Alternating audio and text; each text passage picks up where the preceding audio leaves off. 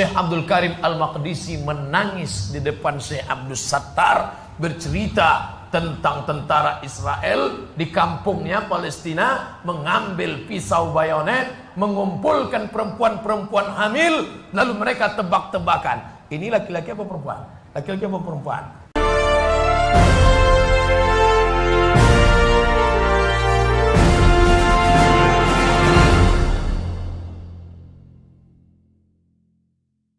Shalom, saudara-saudaraku yang diberkati oleh Tuhan, salam damai sejahtera bagi kita semuanya. Kembali berjumpa dengan Pastor Daud, dan kali ini Pastor Daud ingin mengangkat satu buah video di mana Ustadz Abdul Somad pernah ceramah, bahkan berkhotbah di sebuah masjid dan menjawab sebuah pertanyaan mengenai bangsa Israel. Bangsa Israel ini di mata Ustadz Abdul Somad adalah satu bangsa yang tidak punya rasa kemanusiaan ketika dia mendapatkan cerita dari seseorang yang dianggap dipercaya, dan dalam kisah itu bangsa Israel pernah membunuh banyak orang-orang yang beragama Islam, terlebih lagi menurut ceritanya adalah ibu-ibu yang sedang hamil. Apakah ini benar, saudara? Kita buktikan dulu. Kita lihat dan kita dengarkan apa yang disampaikan oleh Abdul Somad ini. Syekh Abdul Karim Al-Maqdisi menangis di depan Syekh Abdul Sattar, bercerita tentang tentara Israel di kampungnya Palestina mengambil pisau bayonet, mengumpulkan perempuan-perempuan hamil, lalu mereka tebak-tebakan, ini laki-laki apa perempuan? Laki-laki apa perempuan? Laki-laki apa perempuan? Laki-laki apa perempuan? Ditusukkannya, dirobeknya perut umat Islam itu di depan orang Israel. Kenapa tidak dibinasakan Allah dia? Kenapa tidak dimatikan Allah? Menangis Syekh Abdul Karim Al-Maqdisi bercerita kepada Syekh Abdul Sattar. Syekh Abdul Sattar menceritakan itu berlinang air mata. Aku sekarang menceritakan itu kepada kalian dengan berlinang air mata. Memang mengerikan jikalau cerita yang disampaikan oleh Abdul Somad ini adalah benar. Dan tentu sebagai umat Kristen saya tidak menyetujui atau sepakat dengan apa yang dilakukan oleh bangsa Israel dengan menganiaya, bahkan membunuh dengan senjata dan membinasakan ibu-ibu yang sedang hamil atau mengandung, saudara. Tetapi menurut saya sepertinya bangsa Israel itu tidak seperti itu. Karena bangsa Israel pernah dijajah, pernah jadi budak, pernah teraniaya. Dan kisah itu seperti apa yang dituliskan di dalam Alkitab, Allah yang disembah oleh orang Israel itu meminta agar nenek moyang ini menceritakan ulang dan menceritakan selalu kepada generasinya atau cucu-cucunya kisah perjalanan hidup mereka dari tanah Mesir sampai ke tanah Kanaan. Dan itu artinya Tuhan mengingatkan bangsa Israel agar bangsa Israel itu tidak boleh sombong. Jadi menurut saya nggak mungkin apa yang dikatakan oleh Ustadz Abdul Somad ini adalah karangan-karangan orang-orang yang tidak suka dengan orang Israel. Mari kita lanjutkan. Aku sekarang menceritakan itu kepada kalian dengan berlinang air mata. Kenapa tidak dibinasakan Allah SWT? Kaum Ad mati, hancur. Kaum Samud mati. Kaum Madian mati. Kenapa yang terlaknat ini masih hidup? Pertanyaan ini pernah kutanyakan kepada guruku di Al-Azhar, Syekh Muhammad Jibril. Syekh Muhammad Jibril, kenapa Allah tak binasakan Palestina? Kenapa Allah tak binasakan Israel di Palestina? Apa kata Syekh Muhammad Jibril? Kalau Allah membinasakan Israel, lalu kau masuk surga pakai apa? Allah biarkan mereka hidup supaya kau berjihad di jalan Allah. Tapi bukan berarti selesai acara ini kau beli tiket ke Palestina. Belajar engkau serius sampai doktor, sampai profesor, lalu dengan uangmu, dengan hartamu, dengan ilmumu, kau akan menolong saudaramu di Palestina. Berjuang engkau jadi anggota legislatif sampai DPR RI. Bayangkan kalau kalian yang menjadi anggota dewan, kalian bisa mendukung pemerintah untuk menolong permasalahan Palestina.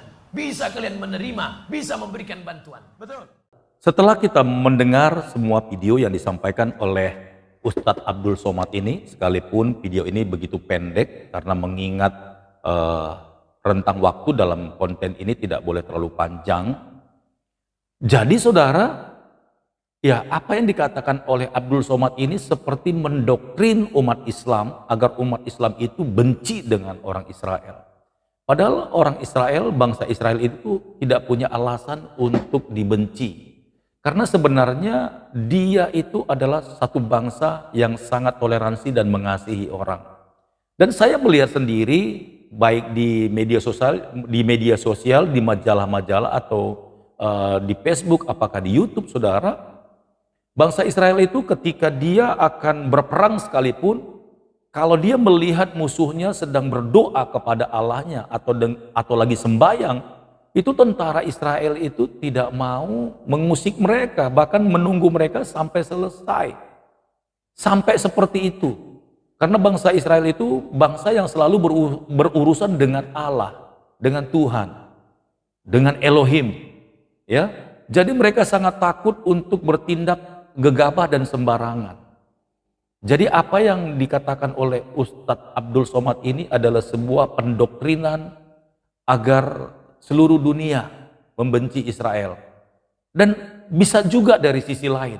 Tetapi saya tidak membahas tentang apa yang ada di dalam pikiran Ustadz Abdul Somad. Tentang apa yang telah dikatakannya lewat menjawab pertanyaan dari salah satu jemaah yang saat itu dia lagi ceramah. Ya, apakah ada maksud-maksud lain? Nanti kita dengarkan ceramah atau video singkat daripada Ustadz Gus Islah Barawi. Mari sama-sama kita saksikan. Saya paham betul konflik-konflik di Timur Tengah ini sebenarnya tambahan. Mengapa Arab itu tidak pernah bisa tentram dan damai di antara satu sama lain? Dan ini juga termasuk jawaban terhadap pertanyaan tentang Palestina tadi.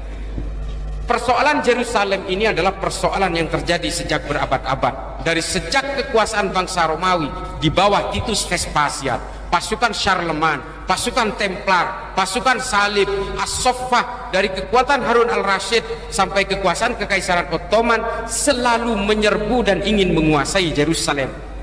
Sampai hari ini antara Benjamin Netanyahu dengan Hamas. Jadi Yerusalem ini dibangun berlapis-lapis dalam kebencian, dalam kepentingan-kepentingan politik.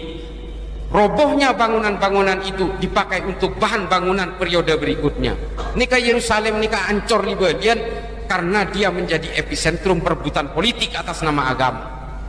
Sampai hari ini, itulah mengapa perang Israel dan Palestina tetap diidentikan oleh bahwa ini adalah perang agama. Saya ketika tinggal di Amerika, teman-teman Palestina saya itu semuanya Kristen.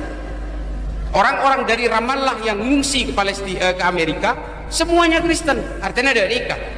Palestina nikah benireng Islam meloloh, yang di pihak Israel belum juga orang Israel semua. Tentara Israel itu juga ada yang orang Arab, dan bahkan yang tinggal di Israel itu juga sebagian orang Arab yang beragama Islam. Ini bukan perang agama, ini perang negara.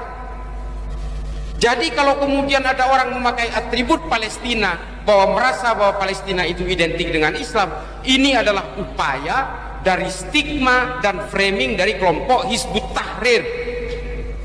Nih catat, mengapa mereka mengglorifikasi Palestina seolah-olah ini identik dengan Islam? Karena Hizbut Tahrir lahir di Palestina, yang sekarang kantor pusatnya di London. Ini harus dicatat, upaya-upaya framing falsehood ini adalah upaya-upaya apabila kesalahan diucapkan berkali-kali, akhirnya akan dianggap itu suatu kebenaran. Ini yang dibentuk oleh masyarakat kita hari ini, seolah-olah perang Israel dan Palestina ini adalah perangnya Islam dan orang Yahudi. Salah besar.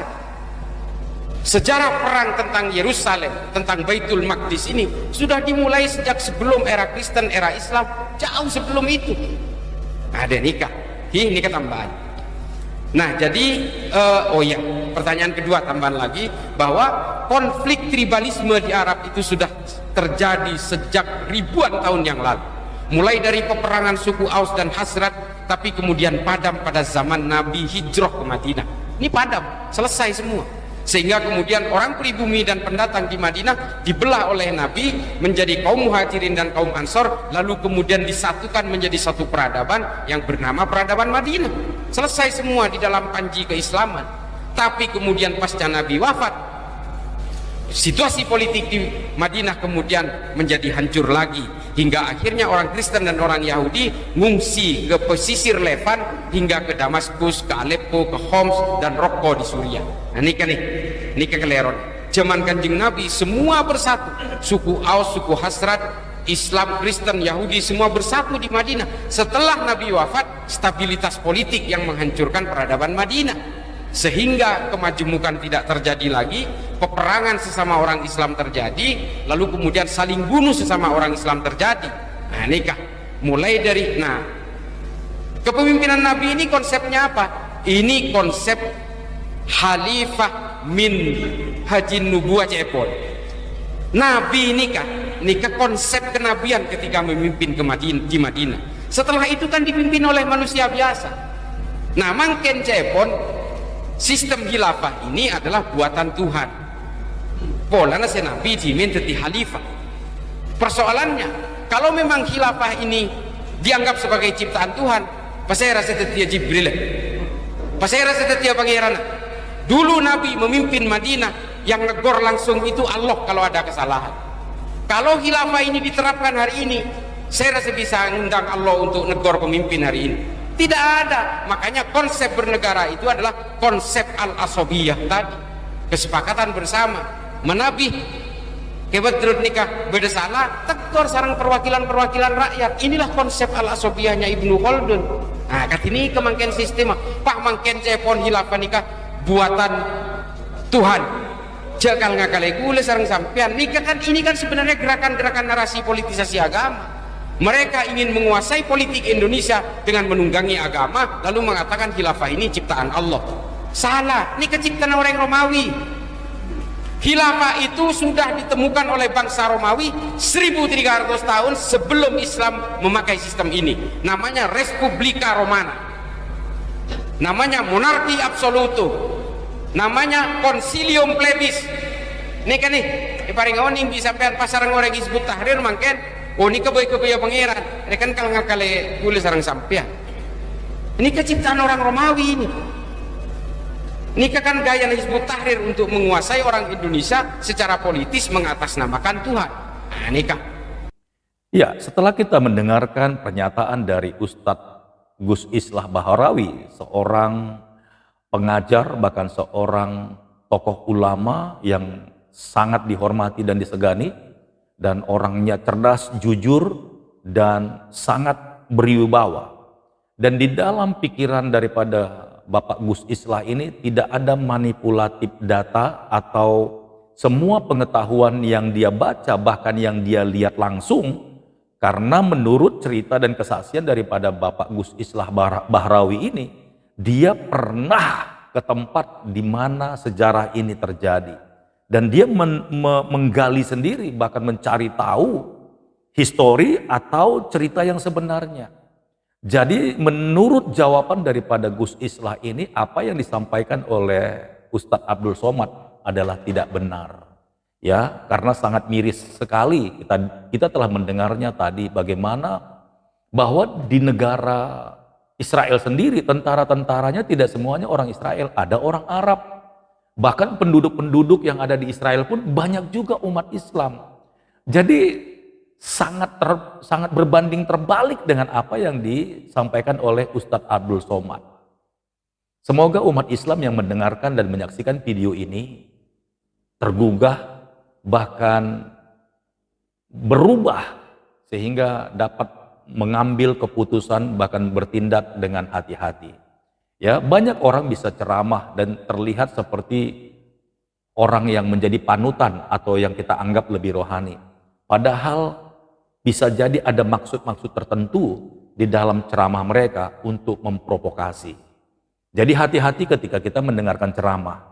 Pilihlah ulama atau ustadz yang punya hati, yang punya kehidupan, cinta akan nasional, cinta akan bangsa Indonesia, dan cinta akan sesama. Saya pastikan pasti ceramahnya akan sejuk dan membangun karakter kita untuk menjadi satu bangsa yang kuat.